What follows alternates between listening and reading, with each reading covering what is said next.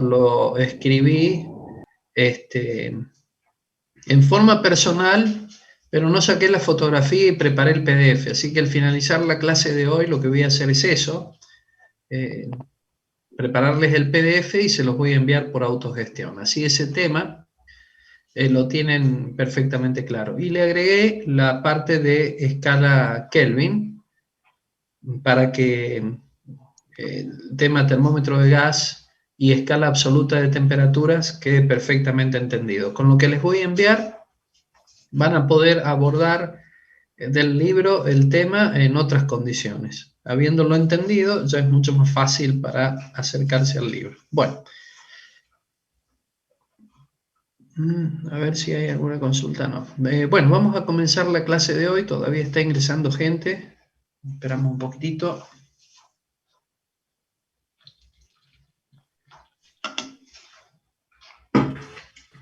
¿Cómo les está yendo con el práctico con el ingeniero Pavón?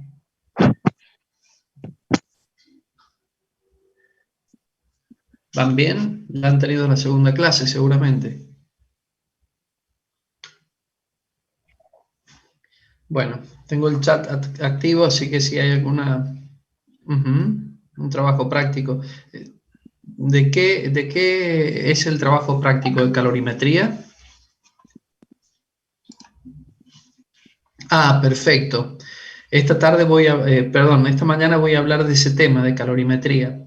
Y les comento que les voy a estar enviando por autogestión un trabajo práctico desarrollado en años anteriores, completo, para que vean la base teórica, que es la misma que tienen justamente en el libro o en el apunte, y puedan apreciar el desarrollo de las mediciones que se han efectuado años anteriores y en qué consiste ese práctico de calorimetría, junto con algunas tablas. Ya ahora enseguida comparto pantalla y empezamos a trabajar el tema. Bueno, listo, yo creo que ya no hay más nadie por ingresar. Vamos a arrancar. Con la clase número 2, que en realidad teníamos que terminar el tema de la semana pasada. Si recuerdan, habíamos definido la caloría como una unidad de energía que equivalía a 4.184 Joule. Les había comentado también que la caloría no es una unidad del sistema internacional, y de allí la equivalencia de una caloría a 4.184 Joule, que esto lo denominamos equivalente mecánico del calor. Bueno, a partir de acá voy a empezar a desarrollar el tema.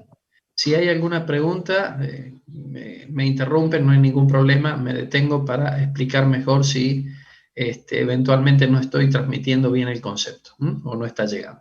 Bueno, este ejercicio es un ejemplo simplemente muy sonso, podríamos decir, pero que nos permite valorar en forma cualitativa de qué hablamos cuando hablamos de energía en términos de calorías. En este caso, de calorías presentes en los alimentos que se pueden ingerir y cuánto cuesta eliminar esas calorías de nuestro organismo, ¿cierto? Si bien el ejemplo es muy sencillo, un poquito sonso, digamos, pone de realce, de manifiesto, digamos, lo difícil que es muchas veces lograr el equilibrio energético, el balance energético en un organismo biológico.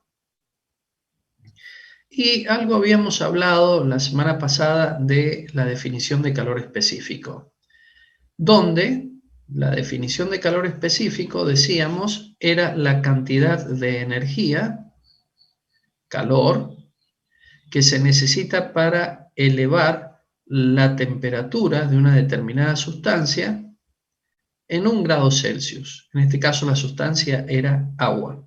Y la pregunta es, ok, pero ¿de cuánto? ¿De 100.000 litros? ¿De 1 mililitro? ¿De cuántos? Bueno, en este caso de 1 gramo masa de agua. Esta unidad de calor específico, lógicamente, la puedo transformar y expresarlas en unidades del sistema internacional. En lugar de hablar de calorías, con el equivalente mecánico del calor que les mencionaba recién, les mostraba, expresarlas en Joule, unidad del Sistema Internacional para la Energía, kilogramo masa y grados Celsius. Y decir entonces, el calor específico es la cantidad de energía en Joule que yo necesito para, a 1 kilogramo masa de agua, hacerle variar su temperatura en 1 grado Celsius. Convencionalmente se toma entre 14.5 y 15.5 grados Celsius. Definido el calor específico, entonces la expresión del cálculo o la expresión matemática para calcular la cantidad de calor involucrada en un proceso, Q va a ser igual al calor específico por la masa del sistema que estamos analizando y el saldo térmico que queremos producir. Esta fórmula nos indica claramente que el calor fundamentalmente tiene un motor para que de alguna manera se produzca esta transferencia, porque el calor, habíamos dicho, es energía en tránsito, una transferencia de energía de un sistema a otro. Pero fíjense que para que opere esta transferencia de energía, el motor del fenómeno es el salto térmico, la diferencia de temperatura. Ahora, diferencia de temperatura ¿en quién o con quién? Entre los sistemas que eventualmente están transfiriendo esa energía. Bueno, les voy a pedir un favor, chicos. Está el micrófono abierto, pero hay alguien de toda la sala, somos 130, que tiene el micrófono abierto, pero hay ruido de fondo. Déjenlo abierto el micrófono, pero por favor, traten de estar en un lugar un poquito más privado, porque si no se acopla y molesta un poquito. Gracias, gracias chicos. Voy a repetir el concepto que es importante lo que acabo de decir, lo puedo llegar a estar tomando en el parcial. Pero antes tengo una pregunta en el chat.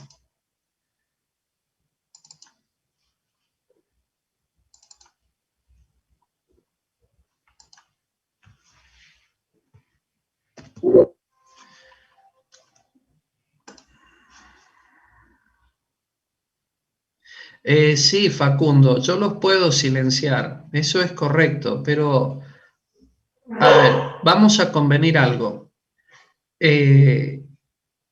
Estamos en una clase en donde somos todos adultos, no es una clase de secundario, así que cuando yo les digo dejen el micrófono abierto es porque pretendo que ustedes tengan la facilidad de decirme, espere, profe, no estoy entendiendo, o explíqueme otra cosa, etcétera, para no usar el chat.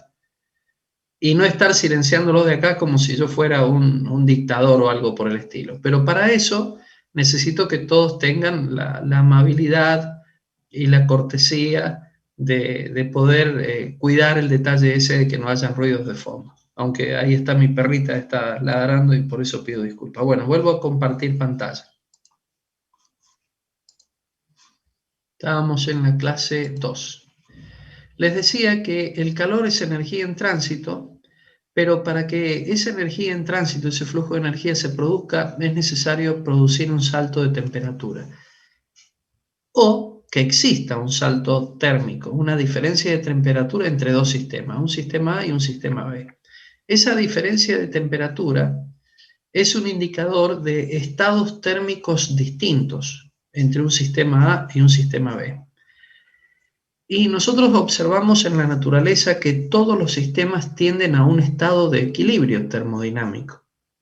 Y el estado de equilibrio termodinámico es aquel donde el nivel de energía es mínimo.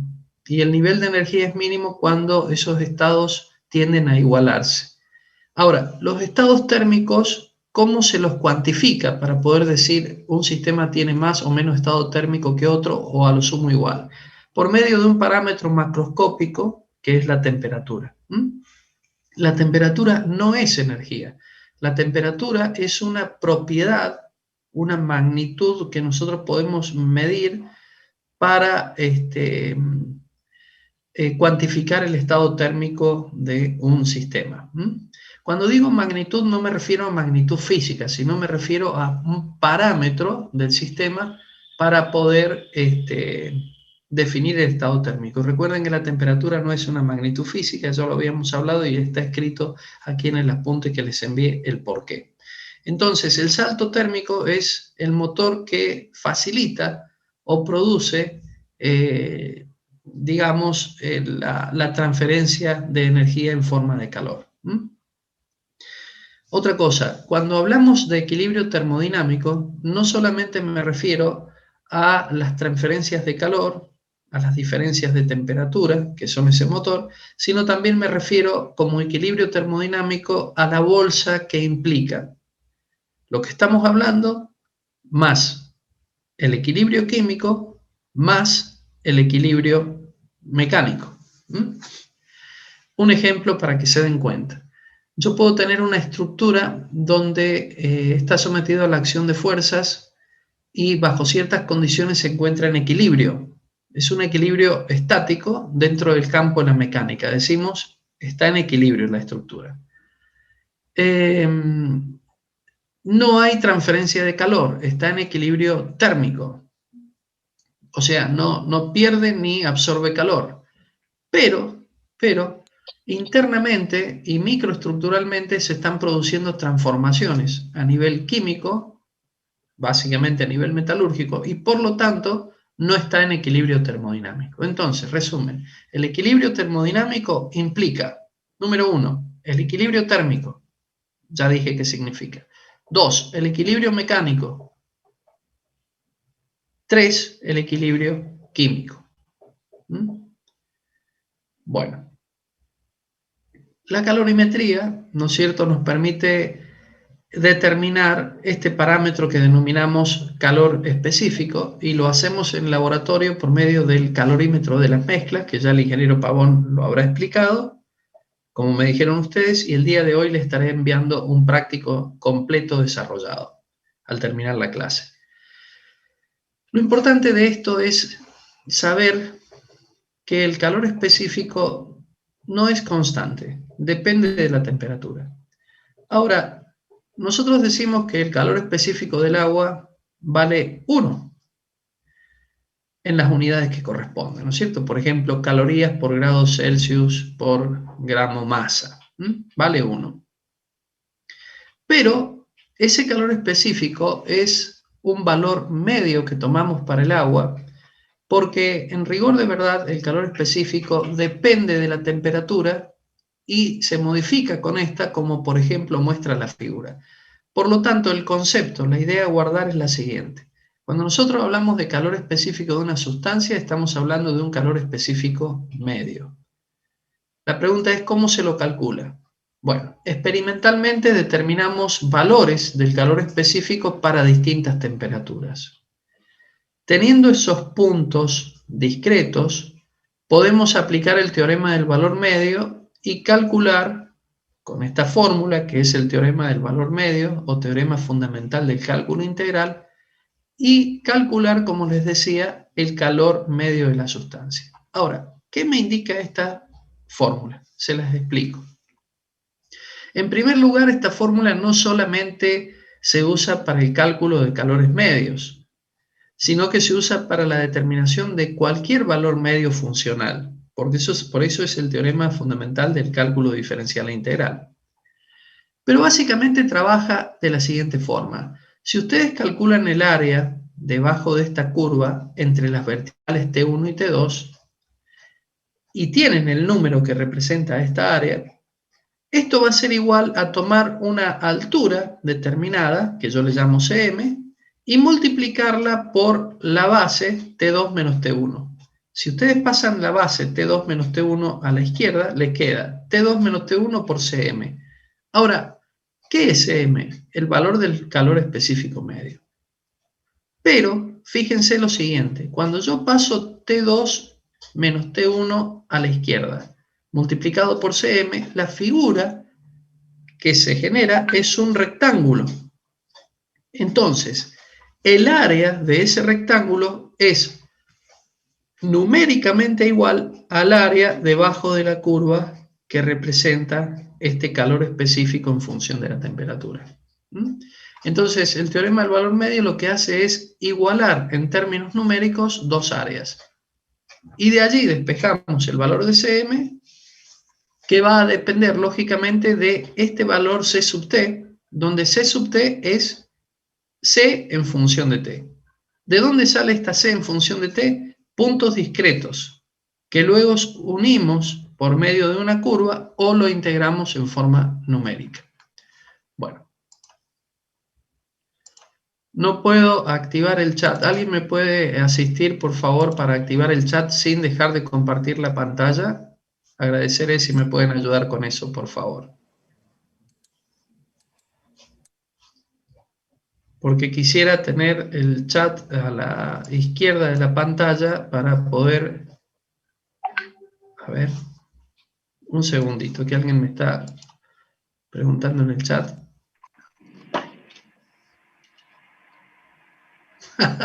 Profe, nos tienen muteado, onda, no podemos prender el micrófono, pero hay gente que está con el micrófono, a ver. Bueno, ahí habilité el chat. Ahora sí, prueben el micrófono, a ver. Ahí está, profe. Nos muteó el Sí. chat. Listo. Profe. Igual deshabilitó el chat el también. chat.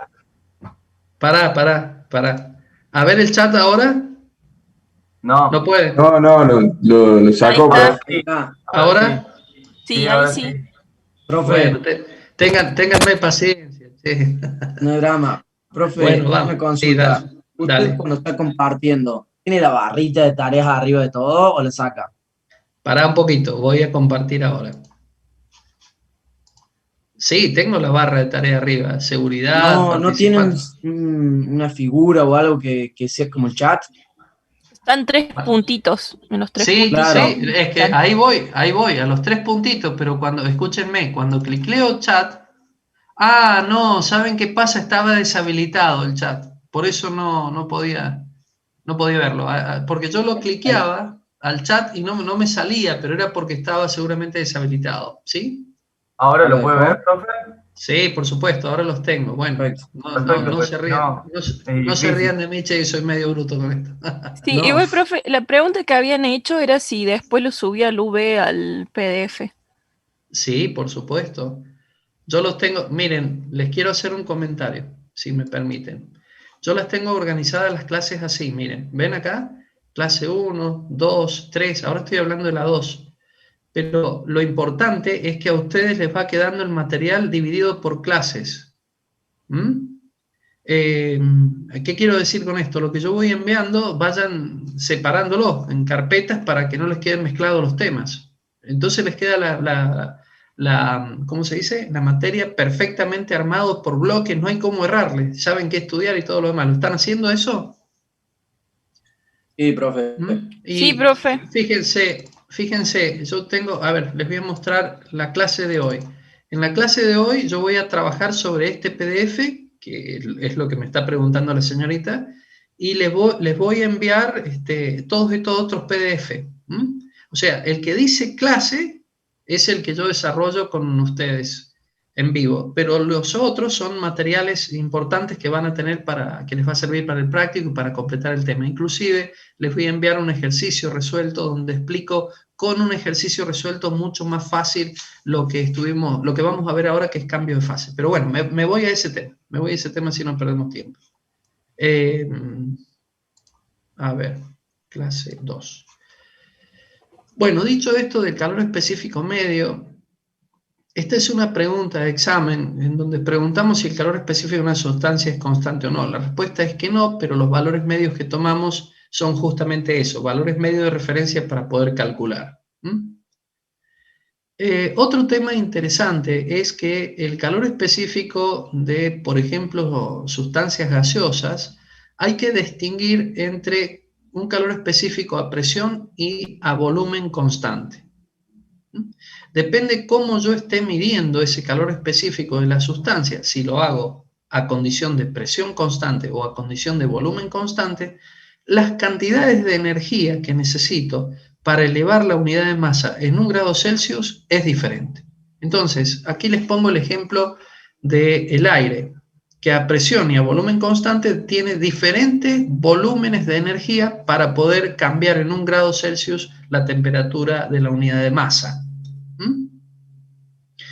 Bueno, y luego una pequeña tabla que no le den mucha bolilla a esta tabla. Aquí hablo de los calores específicos medios de distintas sustancias. Las leen en la misma tabla. Sustancias sólidas, líquidas y gaseosas. Pero esta tabla se las voy a enviar mucho más completa en el material que les va a llegar y que ya enseguida se los muestro. Así que la dejamos sin efecto por ahora. Pero lo único que muestra es que depende de la sustancia el calor específico que tiene asociado, ¿sí?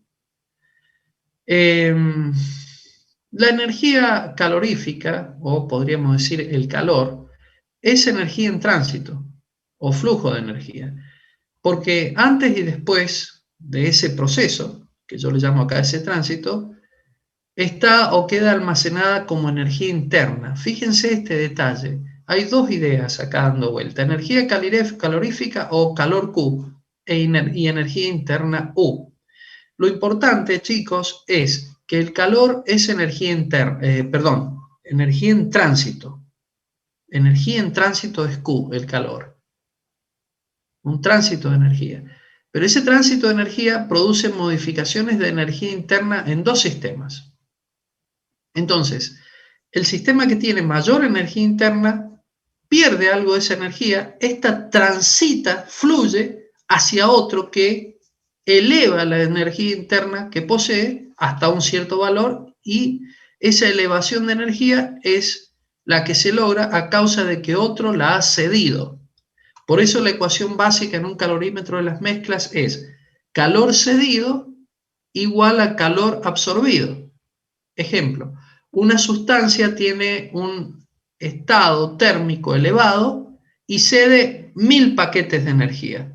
Pues habrá otra sustancia que absorbe esos 1000 paquetes de energía incrementando su energía interna.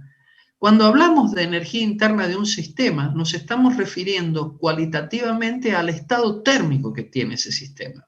Pregunta de examen: ¿qué es la energía interna? La energía interna está asociada, fíjense cómo evado la pregunta, ¿no?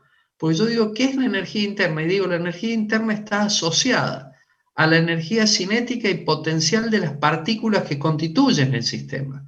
Pero como la energía potencial es de un orden de magnitud mucho menor al de la energía cinética, asociamos a la energía interna, o la entendemos o la interpretamos como la energía cinética que poseen las partículas que constituyen el sistema. Eso es la energía interna. Bien. Un tema importante: esfuerzos de origen térmicos. Cuando a una estructura la sometemos a una variación de temperatura, si la estructura está bloqueada o sin posibilidad de expandirse libremente, esta imposibilidad genera que dentro aparezcan tensiones internas, tensiones mecánicas. ¿Qué son las tensiones mecánicas? Fuerzas internas por unidad de área. Esperen que me hacen una pregunta. Sí, chicos, voy a la clase 1, Candela. Les comento, el termómetro de gas y escala absoluta de temperatura forma parte de la clase 1, Candela. Para cuando abras la carpeta que dice clase 1, introducirlo allí, lo que voy a estar enviándote después del mediodía. Bueno, vuelvo al tema que les estaba diciendo. Una estructura, cuando es sometida a la acción de la temperatura, se modifica su tamaño, su forma, porque adquiere mayor energía interna, cambia su estado térmico, y si la estructura no está libre de moverse, como por ejemplo esta barra que está sujetada en dos paredes, a la izquierda y a la derecha, el hecho de no poder moverse libremente genera tensiones internas. Esto sucede con una ruta, con un hormigón de las calles, con una estructura metálica como un puente, con un edificio, con lo que sea.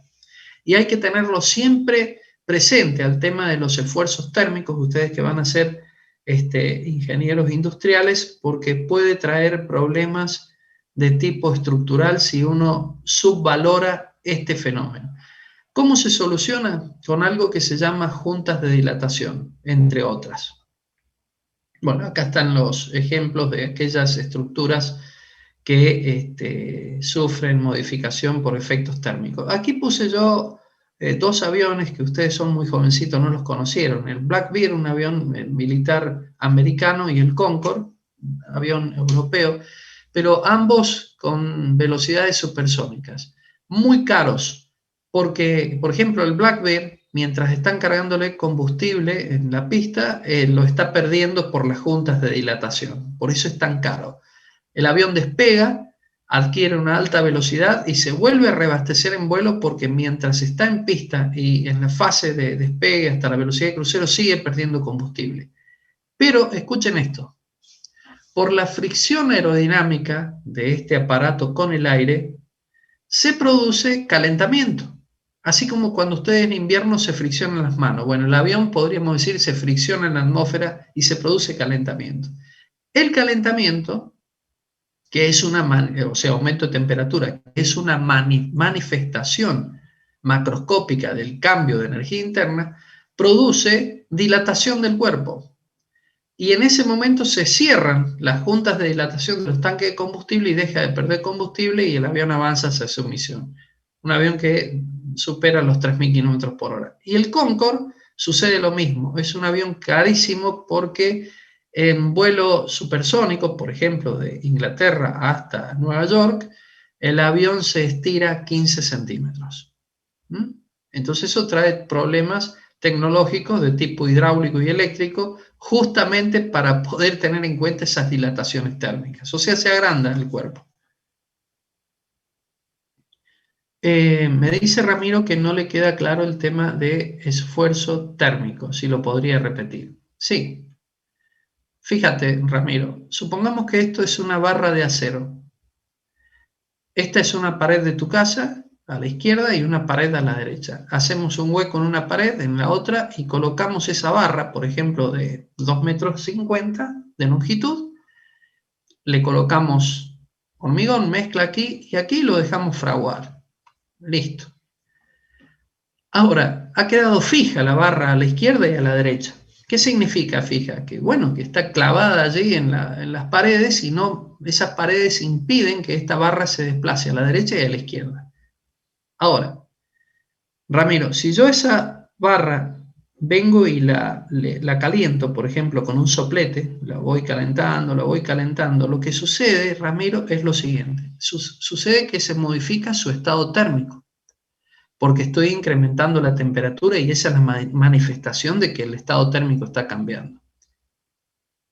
¿Qué es el estado térmico? La energía interna que posee la barra. ¿Qué es esa energía interna? Los átomos están vibrando con mayor intensidad. Pero cuando yo caliento un material, ese material se observa experimentalmente que cambia su longitud, la aumenta. Ahora fíjate este detalle. Esta barra está impedida a la izquierda y a la derecha de modificar su longitud.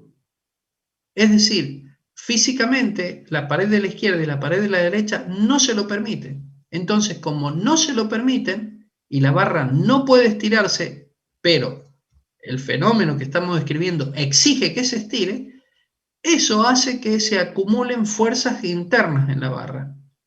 Esas fuerzas, dividido el área, por ejemplo, 1 centímetro cuadrado o 1 milímetro cuadrado, la cantidad de fuerza por unidad de área, se denomina sigma, tensión. Acordate, por favor, de Física 1, cuando los profes te enseñaron elasticidad, definieron a la tensión sigma igual a fuerza dividido área. Entonces, estas tensiones surgen como consecuencia, Ramiro, como consecuencia de que estoy modificando el estado térmico de esta barra, ¿cómo? Calentándola, pero impidiéndole que se estire, porque la he fijado a la derecha y la he fijado a la izquierda. Entonces, siempre que existen, técnicamente vamos a hablar, restricciones de los vínculos, porque esta barra está vinculada a la derecha y a la izquierda y están restringidos, ¿qué significa? No se puede mover la barra, está allí clavada, ¿sí? Eso genera tensiones internas, fuerzas por unidad de área. En ingeniería debemos evitar este problema. O sea, es indeseable este problema. Entonces, ¿qué haríamos? Bueno, en el caso de la barra, la podemos clavar a la izquierda, pero a la derecha no le coloco mezcla. Hago una perforación más grande y la dejo que cuando yo la caliente, la barra se estire libremente, incrustándose más dentro de la pared. Si yo permito, Ramiro, que esta barra se estire, es decir, la clavo acá, pero la libero acá, y permito que se estire cuando la caliento, los esfuerzos internos no aparecen. ¿Por qué no aparecen? Porque yo al calentar el cuerpo cambia su forma, cambia en este caso su longitud la barra. Pero como está liberada acá de este lado, he hecho un agujero grande y ella se puede estirar libremente, los esfuerzos internos no aparecen. Resumen.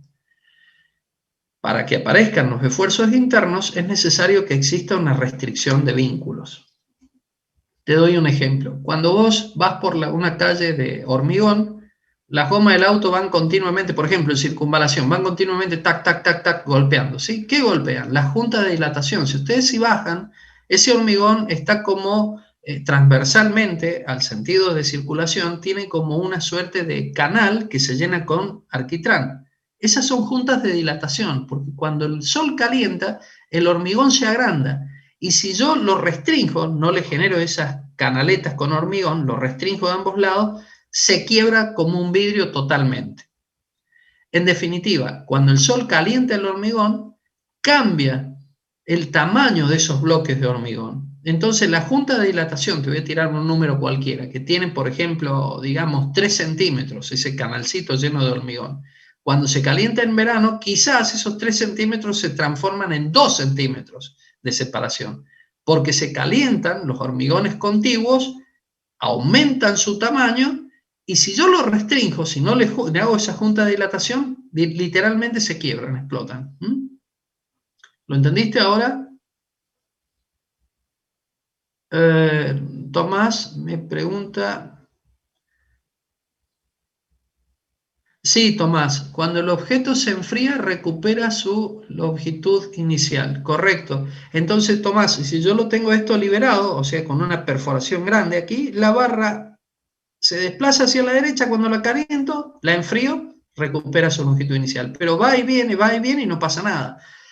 Miren, el tema del hormigón, por ejemplo, cuando lo calienta el sol, si lo hiciéramos a cámara ultra rápida, sería como si el bloque de hormigón respirara, o sea, se agranda y se achica, se agranda y se achica. ¿Cuándo se achica? Cuando yo le quito temperatura en la noche, por ejemplo. Bueno, gracias, Ramiro. Ahora Profe, una consulta. Sí, En el caso de la barra, como está restringido ahí no se puede variar la longitud y tiene la tensión adentro, ¿no se curvaría para arriba o para abajo?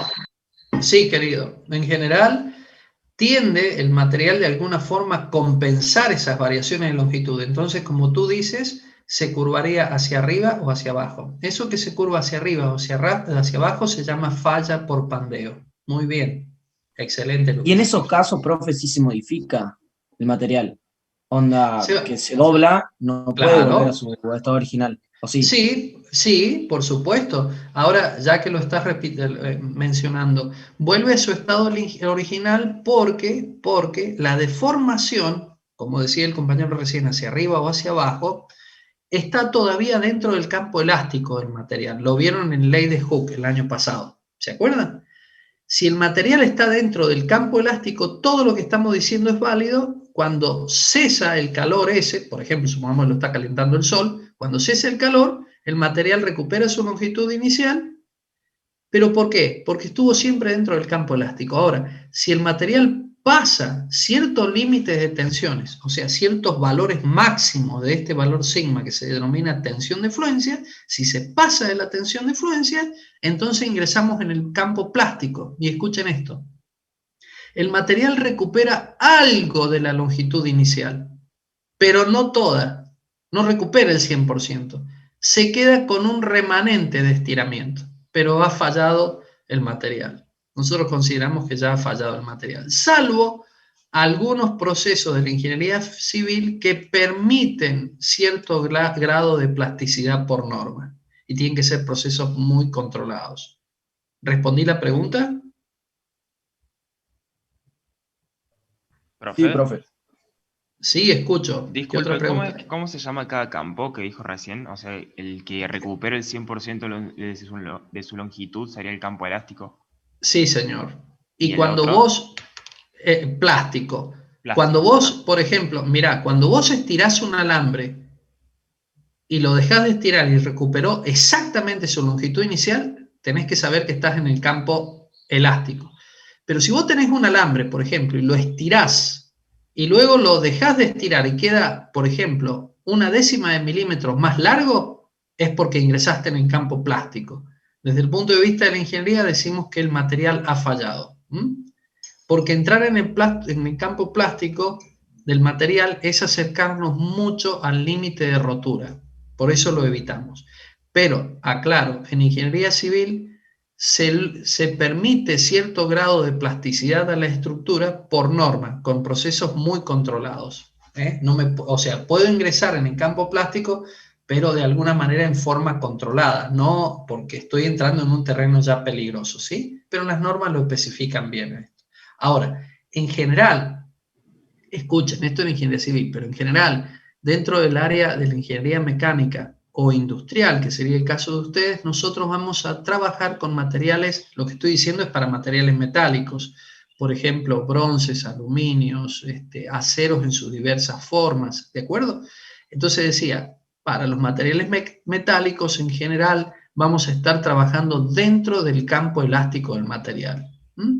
Casi el 99.9%, nosotros vamos a estar siempre trabajando dentro del campo elástico del material, donde tiene validez la ley de Hooke. Fuera del campo elástico ya no tiene validez la ley de Hooke, ¿sí?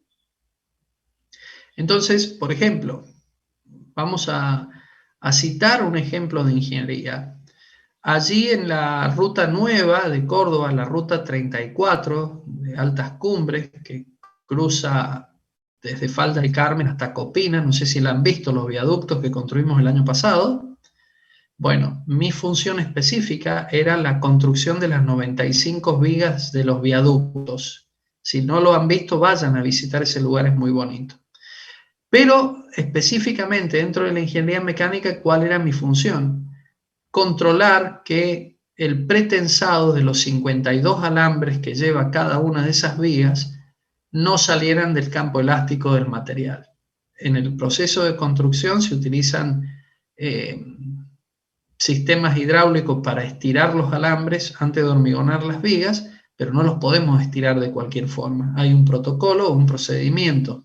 Entonces, la inspección del control de ese procedimiento para los pretensados, garantizábamos en ese momento que estuviéramos dentro del campo elástico del material. Ahora, ¿cuánto se estira un material? Para cerrar este tema, escuchen esto.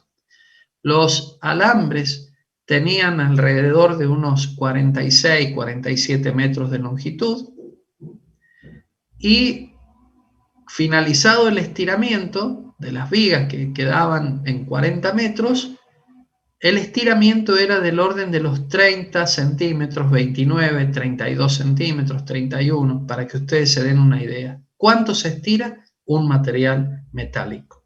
Ahora, para que esos alambres que tienen 40 metros se hayan estirado 30 centímetros, ¿cuánta carga, cuánta fuerza debo hacer en toneladas? 18 toneladas de fuerza por cada uno de los cables.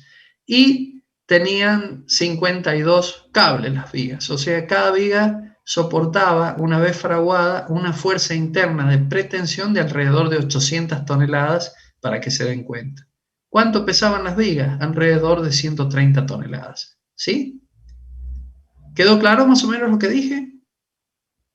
Estoy tirando datos, digamos, reales de ingeniería respecto de este tema. Bueno.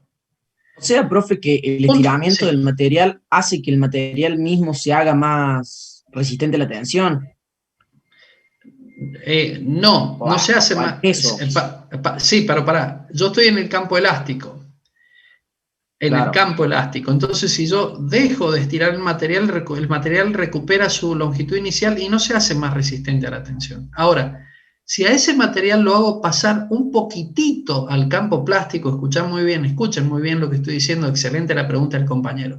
Si yo lo hago pasar un poquitito más allá del límite elástico y ingreso un poquito en el campo plástico del material, lo que logro, ahora sí, escucha, es un cambio en el límite máximo de resistencia en material. Lo hago un poquitito más resistente, ¿sí? Entonces, ese aumento de resistencia es por deformación mecánica en frío. Pero ese material que está preformado, en el sentido de que está mecánicamente deformado, porque lo ingresé un poquito en el campo plástico y de esa manera lo hago un poquito más resistente, tiene un problema. En las estructuras metálicas, por ejemplo para edificios, si se produce un incendio, la temperatura en salto térmico, hace que, al haber temperatura, salto térmico, hay energía en tránsito, calor, hace que ese calor reconstituya la estructura metalográfica interna, la microestructura, y la ganancia de resistencia mecánica por deformación plástica en frío la pierdo. Por lo tanto, el edificio se ve debilitado. De hecho, algunos edificios que han sido, digamos, afectados por las llamas en gran cantidad, por ejemplo, de departamento, y durante mucho tiempo, pueden quedar absolutamente inhabilitados para ser habitados, porque se ha perdido la capacidad de resistencia estructural de toda la estructura. Por eso es muy importante, cuando se produce un incendio en un edificio, apagarlo lo más rápido posible. No solo por los daños materiales que produce, sino porque el fuego, el calor que involucra, modifica la microestructura del material metálico. Y esa modificación de microestructura hace que el material metálico no tenga las mismas capacidades de resistencia. O sea, se ha debilitado la estructura en su conjunto. ¿Me hago entender? Sí, profe, se entiende. Les doy otro ejemplo. En la ruta uno va y encuentra un auto quemado, ¿no es cierto? Y uno dice, uy, mira, un Mercedes está quemado, me lo puedo llevar y lo reconstituyo. Bueno, no sirve, porque ya se modificó la microestructura de la chapa.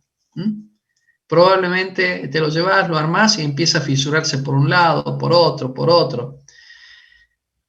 Bueno, pero me están haciendo ir del tema. Entonces, bueno, ustedes son muy jovencitos, pero antiguamente se arreglaban mucho los autos en el chapista. Entonces, los autos tenían chapas, seguramente si ustedes tienen un abuelo, pregúntenle esto que voy a decir ahora.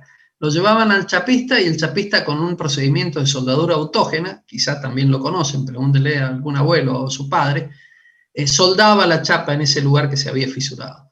Pasaba un tiempo y la chapa se fisuraba al lado, a la derecha o a la izquierda, y así vivían. ¿Pero por qué? Porque la microestructura de la chapa ya no servía. Por eso un auto en Estados Unidos con 160.000 millas va a compactación, ya no sirve más. ¿Qué sucede con las chapas? Se envejecen, depositan nitrógeno, y al depositar nitrógeno, con el envejecimiento, se transforman como si fueran un vidrio, para que exageremos y nos entendamos. Entonces yo cierro una grieta, pero aparece una grieta en otro lado. Es por un proceso de envejecimiento del material. Bueno, volvamos a lo que estaba explicando aquí. La variación de longitud, delta L, o sea, LF menos L0, es igual, pasemos L0 a este lado, a L0 por alfa por delta T. Si saco factor común, me va a quedar que LF va a ser igual a L0, paréntesis, 1 más alfa delta T. ¿Sí? Pero lo importante es esto, que se produce una variación de longitud respecto de la longitud inicial a causa de un delta T observado, que es un cambio del estado térmico. En definitiva, y conceptualmente decimos, el salto térmico produce una variación de longitud que, en el caso que existan restricciones que no permitan compensar esa variación de longitud, la consecuencia serán tensiones internas.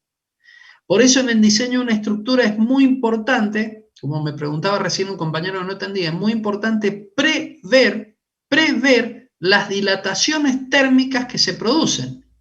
Es decir, permitir que el material tenga la posibilidad de expandirse o de achicarse libremente y no restringirlo, porque si lo restringo, termino con este problema. Entonces, pregunta de examen, ¿cómo elimino este problema?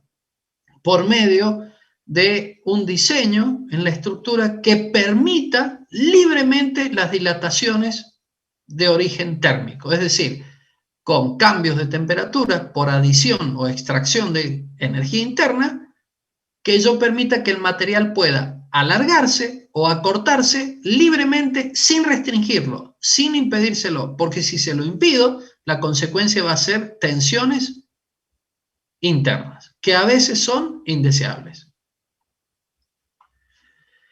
¿Por qué digo a veces? Porque nosotros tenemos estructuras metálicas que las predeformamos para generar tensiones internas y aumentar su límite elástico. Pero si a ese material lo caliento por accidente, perdió sus propiedades mecánicas. Bueno, acá está la definición de sigma que alguien me preguntaba, es fuerza sobre área, igual al módulo de elasticidad del material por la deformación unitaria o específica. Esto que está acá, miren, sigma igual a E por epsilon, esto se denomina ley de Hooke. Lo vieron en el tópico o en el capítulo que se llama elasticidad en física 1. En el Serway lo pueden encontrar como elasticidad. En donde observen lo siguiente, si combinamos la ley de Hooke con esta expresión, está hecho aquí, lo van a poder seguir fácilmente, llegamos a la siguiente expresión. Sigma es igual a alfa por E por delta T. ¿Qué dice esta fórmula? Que las tensiones que se pueden generar van a depender de alfa, o sea, del material. ¿Qué tipo de acero es o qué tipo de aluminio? A través también del módulo de elasticidad. Si es acero vale 20 por 10 a la 10 megapascales y si es aluminio 700, 1000 megapascales. Pero lo importante es ver que, por ejemplo, acá sigma es directamente proporcional, si dejamos de lado las propiedades alfa y E que dependen del material, es directamente proporcional, le decía, al salto térmico. O al revés, el salto térmico, que es un indicador de la variación del estado térmico de la estructura, puede generar, si restringo los vínculos, tensiones térmicas, tensiones de origen térmico, que las debo tener en cuenta porque pueden ser en su momento fatales, ¿sí? Y cuando digo fatales no significa que la estructura se caiga, sino que se produzcan, por ejemplo, deformaciones que son inadmisibles por norma. Ha fallado. Una estructura no solo falla cuando se rompe, sino cuando tiene deformaciones que son más allá de lo que la norma permite. Profe. Bueno, sí. Disculpe, ¿qué es la E mayúscula y epsilon? ¿Qué eran?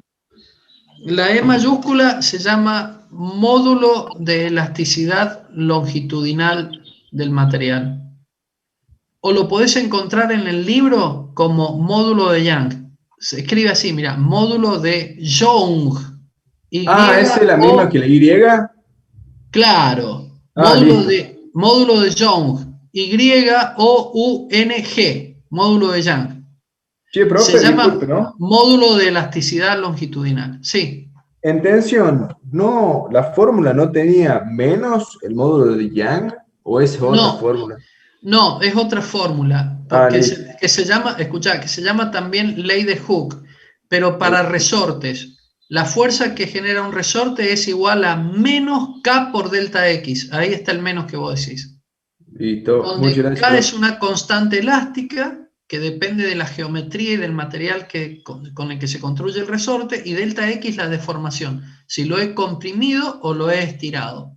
Y el valor negativo indica que esa fuerza que vos generás sobre un resorte, el resorte genera a su vez una fuerza antagónica, es decir, que se opone a la que vos generás sobre él, siempre genera un resorte una fuerza antagónica. Por ejemplo, una bandita elástica, si vos la estirás, la bandita elástica se opone a que la estires, quiere recuperar su longitud inicial. Y si tenés un resorte de una lapicera y lo comprimís, el resorte quiere expandirse y se opone a la fuerza que vos le hacés con los dedos. ¿Te das cuenta? Entonces siempre un resorte genera fuerzas antagónicas.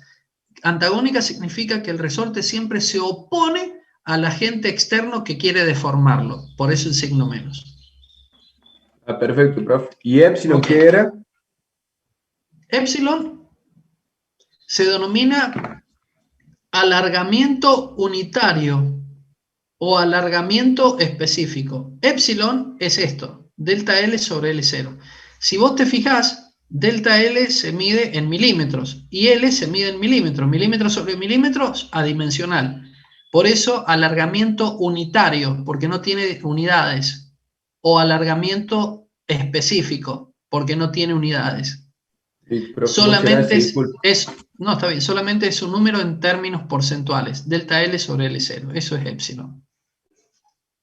En cambio, es buena la pregunta, en cambio, delta L solito, el numerador acá, escuchen esto, por favor, delta L se llama alargamiento, esto se llama alargamiento, longitud final menos longitud inicial, ¿cuántos milímetros se alargó? En cambio, esto se llama alargamiento y le agregamos la palabra específico, no tiene unidades, porque es dividido L.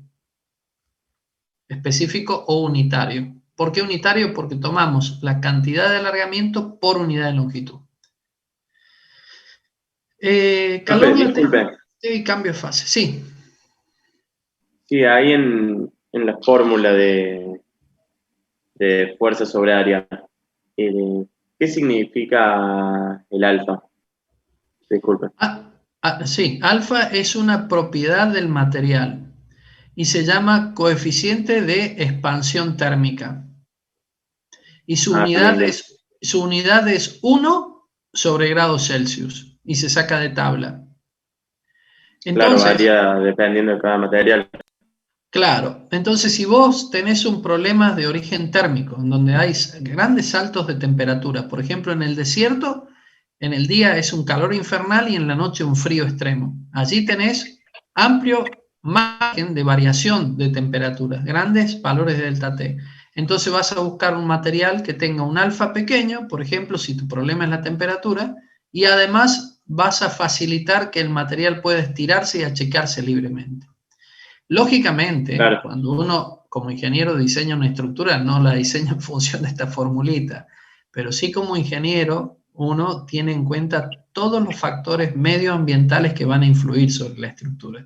Y además de todos esos factores, también los factores económicos. Es decir, una obra de ingeniería implica muchísimas cosas, entre ellas las tensiones de origen térmico, ¿sí?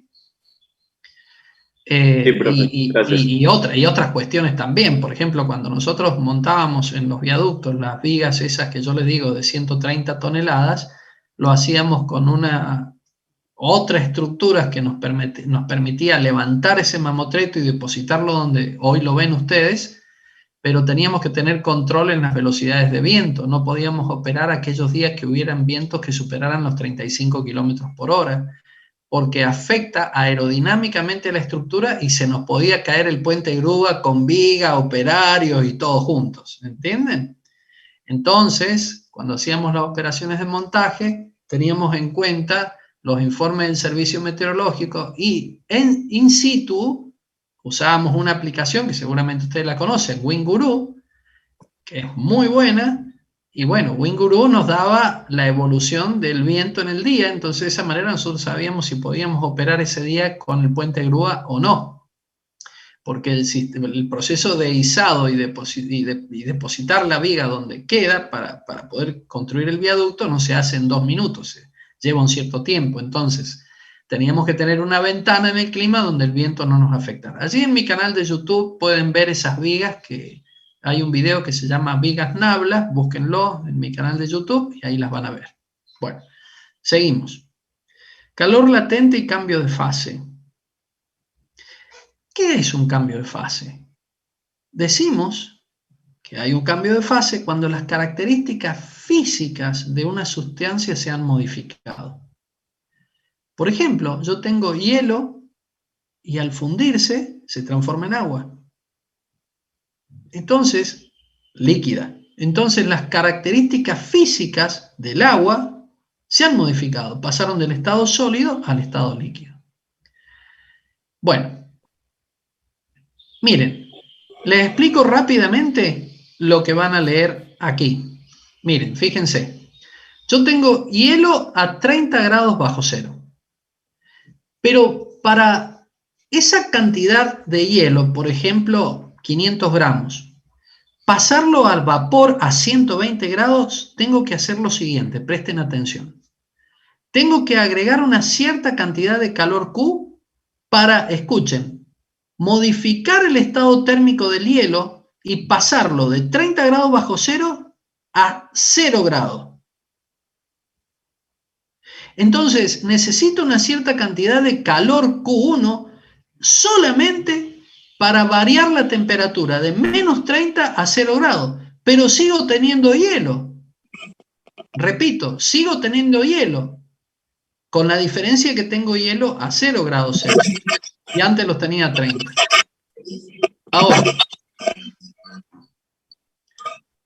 Ahora, si sigo agregando otra cantidad de calor, Q2, cierta parte del hielo, esas flechitas que yo les hago, se van convirtiendo en agua. Allí se está produciendo el cambio de fase. Y sigo agregando Q2 hasta que todo el hielo que está a 0 grados se transforma, escuchen esto, en agua a 0 grados. Luego agrego una cierta cantidad de calor Q3 para el agua que está a 0 grados llevarla a 100 grados, donde comienza la evaporación. Pero con esta cantidad Q3 lo único que logro es pasar de 0 a 100, pero sigo teniendo agua a 100. Ahora, si agrego la cantidad de calor Q4, escuchen esto, paso el agua de 100 a 120 en un proceso de vaporización. Toda el agua, todos esos 500 gramos que estaban a 100, agregándole Q4, lo transformé en vapor. 500 gramos de vapor, pero sigo estando a 100 grados. O sea que Q4 es la cantidad de calor que yo necesito para transformar el agua en vapor. Pero tanto el agua que estaba líquida a 100, ahora se transforma en vapor a 100. Quiere decir que para generar un cambio de fase de líquido a vapor, miren esto, la temperatura no se modifica, pero necesito agregar energía para producir el cambio de fase de líquido a vapor.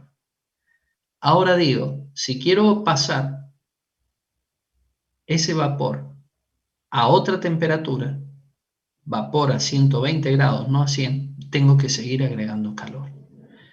Concepto para una pregunta de examen. Los cambios de fase se producen a temperatura constante. Repito, los cambios de fase se producen a temperatura constante. Miren acá. Tengo 500 gramos de agua líquida a 100 grados. Acá tengo 500 gramos de vapor a 100 grados. La temperatura no cambió, pero tuve que agregar calor para producir el cambio de fase. Vamos acá. ¿Profe? Sí. ¿En ese caso hablamos de calor latente? Sí, caballero. Listo. Usted se adelantó, pero justamente le llamamos el calor que yo necesito para producir un cambio de fase en una sustancia, cambio de fase que se realiza a temperatura constante, ese calor se denomina calor latente. En este caso de vaporización y en este caso de fusión.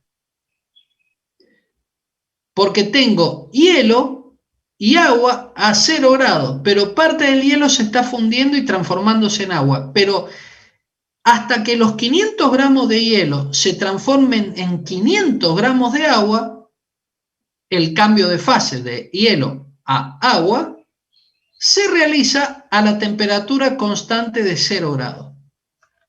Vamos al gráfico. Profe, antes que vaya con el gráfico, en el ciclo, digamos, al revés, digamos, de vapor se condensa a agua y de agua pasa a solidificarse a hielo. También hay un calor latente que debemos añadir, digamos, como un calor latente de condensación o de solidificación. Sí, pero no debo añadirlo, querido. Acá debo sacarlo. Por ejemplo, claro, el proceso contrario, digamos. Claro, pero sigue siendo Q4.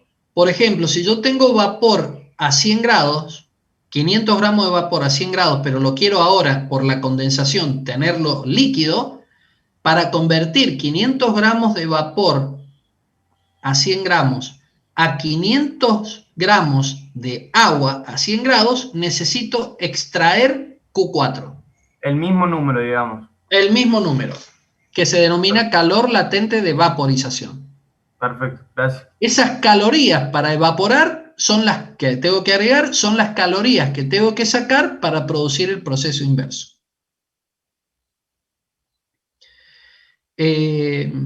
Bueno, el calor latente de una sustancia, fíjense que lo denominamos L. En unidades serían kilocalorías, por ejemplo, o kilojoule por gramo masa. A ver si hay acá está, miren. Esperen un poquito, acá. El calor latente de fusión para el agua es 3.33 por 10 a la 5 joule, esa cantidad de energía por kilogramo. O sea, esto me indica cuántas cantidades de joules necesito para poder fundir el hielo y pasarlo a 0 grados a estado líquido. Otra cosa, el calor latente de fusión, fíjense, es muy diferente al calor latente de vaporización. Miren, el de vaporización del agua es mucho más grande que el de fusión. Por eso este es el principio de las calderas. A ver acá arriba. Cuando nosotros tenemos agua en una caldera, la llevamos al estado de vapor, pero se necesita mucha energía. Por lo tanto, esa energía contenida en el vapor luego la utilizamos para mover máquinas. ¿Por qué sucede eso? Porque el calor latente de vaporización, miren, vale 2 por 10 a la 6, 2 millones. Y acá el de fusión vale nada más que 300.000. O sea que estamos hablando de casi 6 veces más grande el calor latente de vaporización que el de fusión. ¿Se dan cuenta? Pero se me va la hora y quiero explicarles esto. Rápidamente, lo que expliqué recién en este diagrama de flujo está representado en este gráfico. Fíjense, yo tengo hielo a 30 grados bajo cero.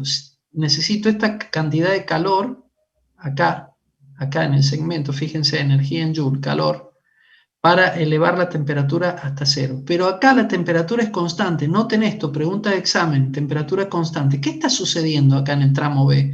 Se está convirtiendo a temperatura constante de 0 grados el hielo en agua líquida. Una vez que está todo el agua líquida a 0 grados, yo sigo agregando calor, pero ahora ese calor va para incrementar la temperatura del agua hasta llegar a 100. Cuando toda el agua está a 100 grados se va evaporando, pero el cambio de fase de líquido a vapor se realiza, fíjense por favor, a temperatura constante. Ahora, miren esto por favor chicos, miren la longitud de este segmento, calor latente de fusión, y miren la longitud de este segmento, calor latente de vaporización. ¿Por qué es más largo este segmento que este otro? Porque el calor latente de vaporización es mayor al calor latente de fusión. Hay más cantidad de energía para evaporar la unidad de masa de agua a 100 grados de temperatura constante. Luego en este punto tengo la misma masa, pero ya toda convertida en vapor. A partir de ahí, el calor que yo adicione, ¿sí? La energía que yo adicione o agregue a la sustancia es para elevar su temperatura, en este caso hasta 120 grados Celsius. Esto que está explicado acá es de suma importancia. Escuchen esto, es tan importante esta parte que yo les paso el día de hoy les voy a pasar, a ver si es este ejercicio, mírenlo. Bueno, un ejercicio un poquito viejo, del 2012 yo lo hice para los chicos, explicarles un problema, el problema 214, que ni sé de qué guía es, pero si ustedes encuentran este problema desarrollado en la guía, el problema 214 está con un error, por eso mismo se los desarrollé yo aquí, paso por paso lo van a poder entender, no lo voy a explicar ahora porque se me va el tiempo, pero está paso por paso para que ustedes lo estudien, yo se los hice bien detallado para que no exista ningún tipo de problema a la hora de entenderlo a este problema con cambio de fase, ¿sí? Bueno, eso lo van a tener ahora después del mediodía cuando les comparte lo que hemos estado estudiando el día de hoy. Bueno, entonces, por favor, esta última hojita de la clase 2, tema de examen, adicionado a el problema que les voy a mandar resuelto para que terminen de cerrar este tema. Rápidamente me voy ahora a la clase número 3, una clase muy importante, se me ha ido mucho el tiempo, me quedan muy pocos minutos, voy a darla rápidamente, pero el lunes que viene, si tienen alguna duda, la vamos a terminar de cerrar. Transformaciones en gases. Sí, te escucho. ¿Nos podría enviar ese PDF? O sea, el de la tercera clase. Sí, querido. Ahora, después del mediodía, te va a estar llegando por autogestión y por el WhatsApp, ¿sabes? Ah, listo, gracias. Sí, sí, quédate tranquilo, lo vas a tener todo. Transformaciones en gases. Nosotros hablamos de coordenadas termodinámicas que son la presión, volumen y temperatura. Esas son las coordenadas termodinámicas porque definen el estado de un sistema. Por ejemplo, aquí de un cierto volumen de gas. Entonces, cuando se modifican estos parámetros termodinámicos, decimos que el gas está cambiando de estado. Ahora, las transformaciones que vamos a estudiar son aquellas en donde las variaciones de presión no son muy grandes, porque en un gas, si yo produzco variaciones muy grandes de presión, por ejemplo, aumentándolas, lo que genero es un cambio de fase, lo transformo de gas a líquido. Bueno, esas condiciones no las vamos a tener en cuenta. Vamos a hablar de presiones muy bajas y temperaturas muy altas. Cuando las temperaturas son muy altas y las presiones son muy bajas, nos acercamos mucho a lo que denominamos un gas ideal. Un gas ideal no existe en la naturaleza, por eso se llama ideal. Pero escuchen esto, y escúchenlo y tomen nota porque los libros a veces dicen otra cosa. Un gas ideal es aquel que es incompresible, no modifica su densidad, y no tiene viscosidad. Repito, un gas ideal tiene densidad constante, viscosidad nula. Un gas perfecto tiene viscosidad nula, pero puede modificar su densidad. Es compresible. Esa es la diferencia entre gas perfecto y gas ideal. El gas real modifica su densidad, es decir, se puede modificar su densidad y además posee viscosidad. Entonces, hay tres conceptos que ustedes tienen que conocer bien. La diferencia entre gas real, gas ideal y gas perfecto. Eso está escrito acá. Como está escrito, paso a otro concepto que es la idea de mol. El número de mol de una sustancia se obtiene como la masa de la muestra de esa sustancia dividido la masa molecular que posee. Aquí doy un ejemplo referido al oxígeno. Ahora, ¿qué es un número de mol? ¿O qué es un mol? Un mol es una cantidad de materia que posee el número de Avogadro de partículas elementales, sean estas átomos o moléculas. En el caso de un gas vamos a hablar de moléculas. ¿Cuántas partículas de gas tiene un mol? ¿Cuántas moléculas? 6,02 por 10 a la 23 moléculas.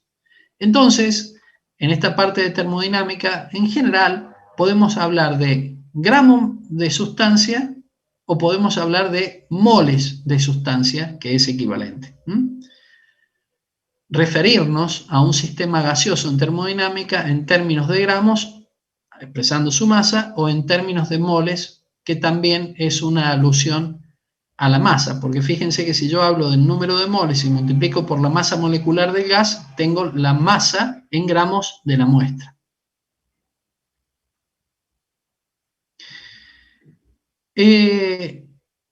Los gases ideales, como les decía recién, obviamente no existen, porque los gases reales modifican su densidad. Fíjense, la densidad de un gas va a depender de la presión y la temperatura a la que se encuentre, y además los gases poseen densidad. Ahora, lo que vamos a estudiar nosotros en esta clase número 3 está referido a gases que poseen baja densidad.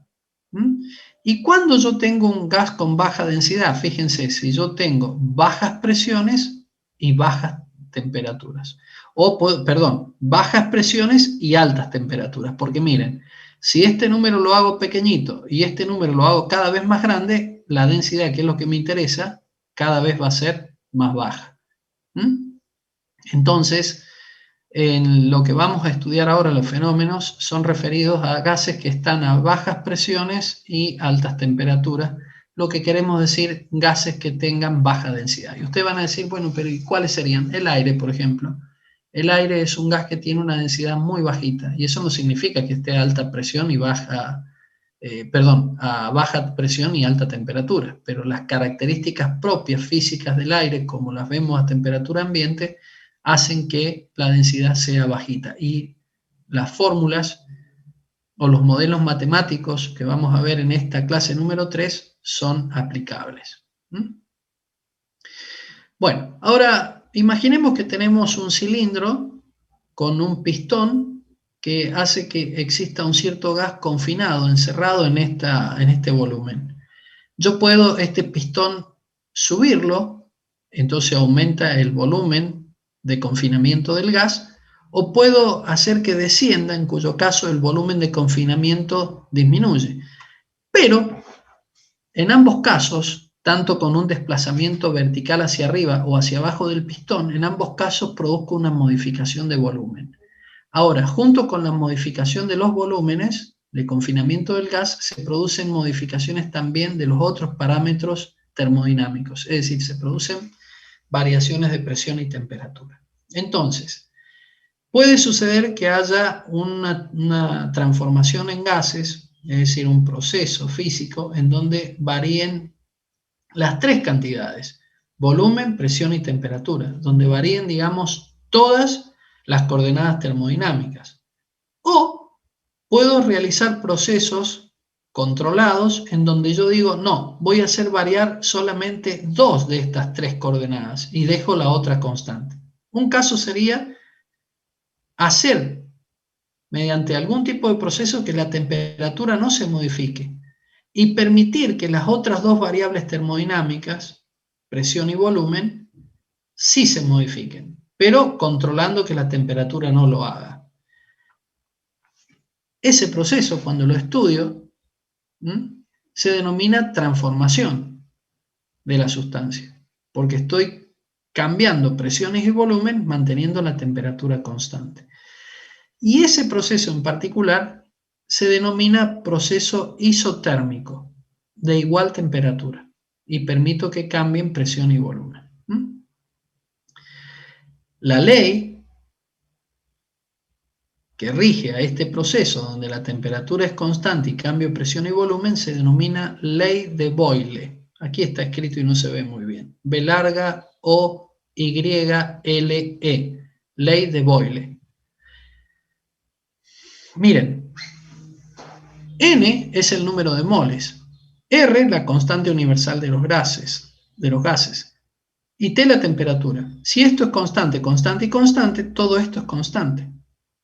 Entonces, presión por volumen igual a constante significa esto que está acá, que presión 1 por volumen 1 tiene que ser igual a presión 2 por volumen 2. Es decir, 1 es el estado inicial del gas, 2 es el estado final del gas. Yo paso de una presión y volumen inicial a otro valor de presión y volumen, pero con la condición que el producto presión por volumen del estado 1 o inicial sea idéntico al valor que obtengo cuando multiplico presión del estado final y volumen del estado final.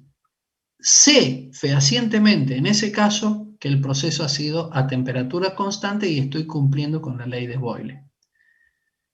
Ley que la puedo expresar de esta manera a partir de esta igualdad. Ahora, si en general yo pongo P por B igual a constante, que sería este el caso, esta representación en el diagrama de Clapeyron nos lleva a este tipo de curva hiperbólica, donde la presión varía en función del volumen. Fíjense, recuerden del análisis matemático, I igual a constante dividido X. Eso es una hipérbola equilátera. Esa constante es la temperatura que nosotros mantenemos controlada o la cuidamos para que permanezca constante. Es decir, que en el diagrama lo que observamos es esta curva que se denomina isotérmica o isoterma, porque la temperatura es constante, así lo hemos establecido. Y la ley que describe este fenómeno se denomina ley de Boyle. ¿Cuál es la ley de Boyle? Que presión por volumen es igual a constante. Hemos mantenido la temperatura constante. Ahora, ¿qué pasa si yo digo, no, voy a liberar la temperatura, puede modificarse y también modificarse el volumen, pero voy a clavar o voy a controlar o no voy a permitir que la presión se modifique? Un proceso a presión constante está regido por la ley de Charles-Gay-Lussac. Charles-Gay-Lussac. Y ese proceso a presión constante, si partimos de esta fórmula, miren, de esta que está acá. Si esta presión es constante, la paso para este lado junto con N y R que son constantes y la temperatura la paso por este lado, me va a quedar V corta dividido T igual a N por R por P, que es constante, porque N es constante, R es constante y P estoy diciendo que la voy a mantener constante. En definitiva, lo que se modifica o lo que varía, lo pongo a la izquierda. Y lo que es constante, lo pongo a la derecha. Entonces me queda V corta sobre T igual a constante. ¿Qué es esa constante? N por R por P. Perdón, sobre P. Perdón, sobre N por R sobre P. Entonces, nos va a quedar la expresión siguiente. B1 sobre T1, estado inicial del gas, es igual a volumen sobre temperatura en el estado final del gas. Dijimos que tiene que ser constante. N por R sobre P. Pero P lo mantengo constante porque es la condición del experimento. N es el número de moles y nadie me preguntó qué es R. R es la constante que define a ese gas. Si estoy comprimiendo helios tendrá un valor, aire tendrá otro valor, nitrógeno tendrá otro valor. ¿De acuerdo? Cada gas tiene una constante R que lo caracteriza. Y todos los gases tienen una R que le es propia, digamos que los caracteriza a todos, que se denomina constante universal de los gases perfectos. Lo van a ver ahí en el libro, los valores que tienen. Y el primer ejercicio de la guía de trabajos prácticos, que no me acuerdo el número, debe ser el número 3, donde trabajan con gases. El primer ejercicio es fundamental porque pide ese ejercicio expresar la constante R de los gases en distintas unidades. Ese es un ejercicio de examen. Profe, bueno, sí. Antes de que siga, surgió por el grupo un pequeño debate sobre las diferencias entre el gas ideal, gas perfecto y gas real. Ahí mando lo que se escribió por el chat.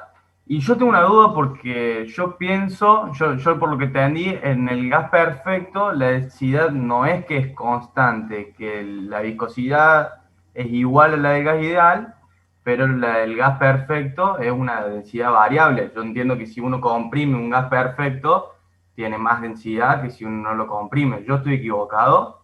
No, estás en lo cierto. Déjame ver lo que han escrito. Gas ideal, densidad... No, densidad nula no, tiene densidad. No, es al revés esto. Densidad constante y viscosidad cero. Fíjate el chat, ¿le están viendo el chat? Alguien que me responda. Alguien que me responda. Porque eso está en el grupo y para que no nos confundamos todos. No, ahí te estoy diciendo. Un gas ideal, escuchen, es al revés esto. Densidad constante... viscosidad cero. Está al revés. Viscosidad cero, o sea, constante y... No. Bueno, cero, constante, pero vale cero la viscosidad. Perfecto. Y la densidad no es nula, tendrá algún valor. Perfecto. Pero ese valor de densidad no se modifica, es constante. O sea, el gas ideal vos no lo podés comprimir. Ahí va. O sea, el gas ideal es incompresible, el gas perfecto es compresible. Pará, no te vayas de allí. El gas ideal es incompresible y carece de viscosidad. Perfecto. Vamos al otro, el gas perfecto. Viscosidad nula, no tiene viscosidad, es correcto. Pero la densidad no es constante, es compresible. Lo podés comprimir. como es compresible, yo modifico la masa por el volumen, entonces la densidad cambia. ¿No? Claro, entonces no podés decir, fíjate, te lo estoy subrayando, entonces no podés decir que es constante. Perfecto. El gas real... Ponemos que tiene, perdón, profe, ponemos que tiene densidad baja. No, querido. Una cosa es que vos tengas un valor de densidad alta o un valor de densidad baja, pero una idea totalmente distinta es decir que yo puedo modificar la densidad. Escuchá. Claro, que es variable sería. Claro, en un gas perfecto vos no te importa cuánto vale la densidad, si es alta o es baja. Vos no te importa, no le des pelota a eso. En un gas perfecto podés cambiar la densidad si lo comprimís, ¿entendés? Sí. O sea, puse directamente densidad variable y saqué una flechita y puse que es compresible. Estaría bien así. Repetime que se cortó. ¿Cómo? Que puse que tiene densidad variable, saqué una flecha y puse que es comprensible. Sí, perdón, te corrijo, con todo respeto. Comprensible no, porque no es que se comprenda, es compresible, sacale la M. Compresible, sin N. Compresible, claro. El gas perfecto es compresible, claro. Pero no tiene viscosidad. Perfecto. Ahora, chicos, el gas real modifica su densidad. En realidad el gas no la modifica sola la densidad, lo tenemos que hacer nosotros, ¿no es cierto? El gas real, yo puedo modificar su densidad. Y acá agreguen esto, y ahí falta una palabra, y posee viscosidad. ¿Se entendió? Sí, profe, se entendió. Sí, profe. Bueno, escuchen, esto que me escribió Felipe Galvez aquí, que lo hemos modificado entre todos, entendiéndolo, por favor, no se equivoquen, porque escuchen, cuando ustedes lean algún libro americano es probable que vean algo medio raro acá, porque van a decir, pero ¿cómo? El profe me dijo otra cosa, no le den bolilla. Ustedes trabajen como yo les estoy indicando. ¿Por qué? Porque lo que yo les estoy indicando está en términos de la mecánica de los fluidos y en absoluta coherencia con lo que vemos en mecánica de los fluidos, ¿de acuerdo? Y esa es la forma de diferenciar un gas ideal de un gas perfecto de un gas real. Por ejemplo, los norteamericanos toman como sinónimo el gas ideal y el gas perfecto. ¿Me hago entender? Ellos dicen un gas perfecto, qué sé yo, y están hablando de un gas ideal. O un gas ideal y es como si fuera un gas perfecto. No, señor. El gas ideal es una cosa, el perfecto es otro y el real una tercera. Por ejemplo, nosotros partimos en las formulaciones de la idea de un gas ideal. Luego bajamos a un gas perfecto porque nos queremos aproximar a un gas real. ¿Estamos? ¿Se entendió? Sí, profe, se entendió.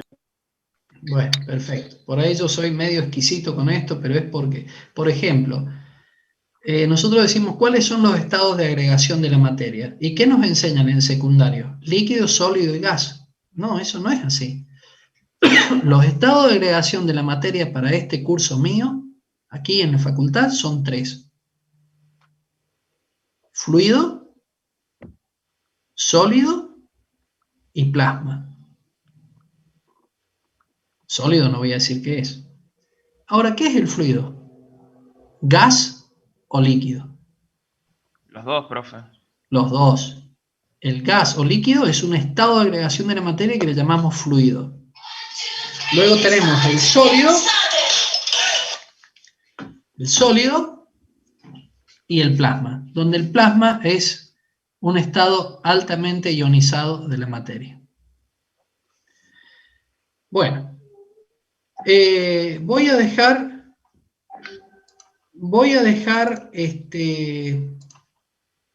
denme un segundito, que se me está llenando acá la pantalla de mensajes. Voy a dejar para que ustedes vean la ley de Gay-Lussac, cómo se la expresa a partir de la presión constante y cómo se realiza una experiencia de laboratorio en donde, modificando la temperatura, observamos los cambios de volúmenes en una sustancia gaseosa en este caso, ¿no es cierto? Y se habla allí de un coeficiente beta 0, que es un coeficiente de dilatación volumétrica del gas, donde el valor de beta 0 está expresado en términos de la fracción de volumen que se modifica en función de un cambio de temperatura. Y llegamos a un tema que es importantísimo, que yo no voy a hablar hoy, pero este es un tema muy, muy importante que se denomina ecuación general de estado de un gas perfecto, que en realidad yo le pondría acá de un gas ideal, ¿sí? Que combinando la ley de Boyle y la ley de Charles-Gay-Lussac nos permite pasar de un punto 1 que tiene ciertas coordenadas termodinámicas, fíjense, temperatura, volumen y presión, a un punto número 2 que tiene otro volumen, otra presión y otra temperatura. El cambio de estado de 1 a 2 de ese gas se realiza en dos etapas. Una etapa a presión constante, o sea, ley de Charles-Gay-Lussac, y una etapa a temperatura constante, ley de Boyle. Chicos, esto nos permite ir a la ecuación general de estado, que es una constitutiva del material. ¿Qué material? El gas que estoy analizando. Ahora, deben saber ustedes que existen muchas constitutivas para los gases, pero nosotros utilizamos esta constitutiva, que es una de las que podemos conocer, y que se aplica mucho en la práctica de la ingeniería, por eso la abordamos.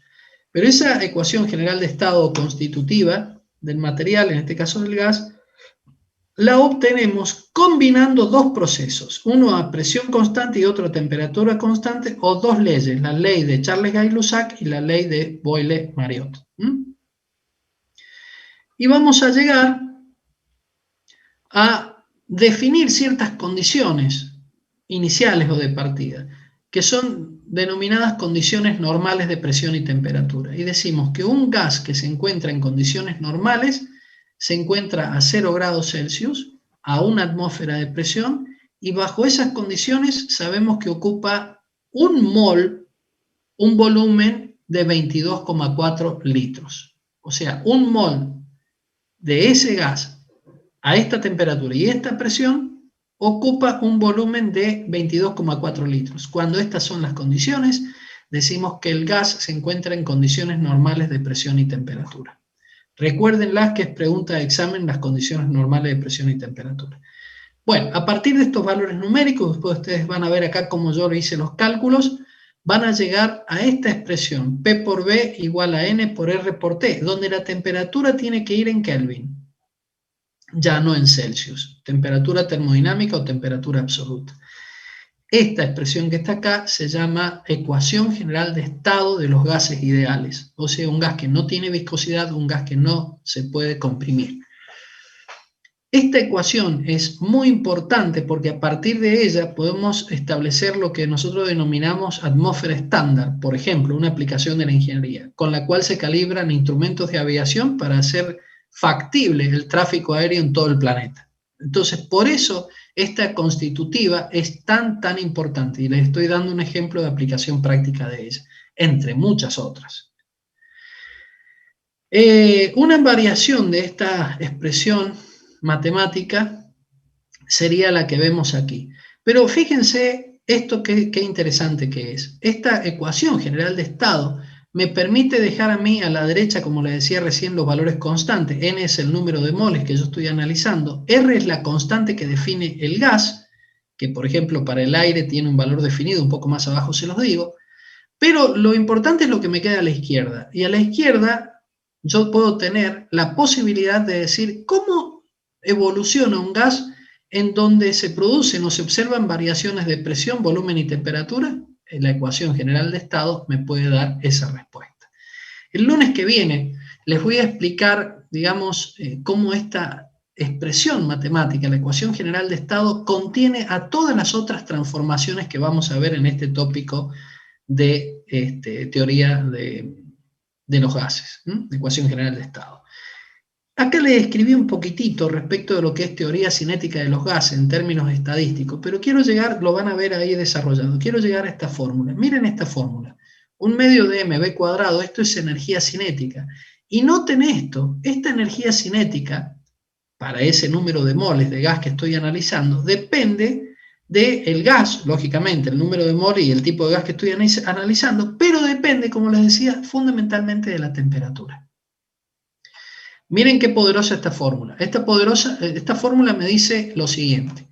que si yo tengo n moles de un determinado gas definido por R, la energía cinética de las moléculas que constituyen ese gas dependen de la temperatura. Por eso la temperatura hace referencia al estado térmico, y el estado térmico hace referencia a la energía interna, y la energía interna depende de la energía cinética que tienen en valor medio todas las moléculas. ¿Sí? Bueno, se nos fue la hora, chicos. Quiero que vean, inclusive acá yo he definido qué es la presión en un gas. Hay algunas otras cositas para decir que las dejo reservadas para el día lunes. Yo quisiera que ustedes lo vean, a esto que faltó mencionar, lo tengan en cuenta, y el día lunes yo voy a terminar de explicar este tema. Me estoy quedando sin batería en la computadora antes que se corte. Les mando un saludo y escúchenme un poquito. Después del mediodía, porque ahora me tengo que ir a una reunión, después del mediodía les voy a estar enviando todo este material para que terminen de cerrar la clase número 3, ¿sí? Bueno, me despido antes que nos quedemos sin energía. Les mando un fuerte abrazo y el lunes 8:30 nos estamos encontrando de nuevo. Profe. Chao, profe. Que pasen linda semana. Chau, chau. Chao, profe. Chao.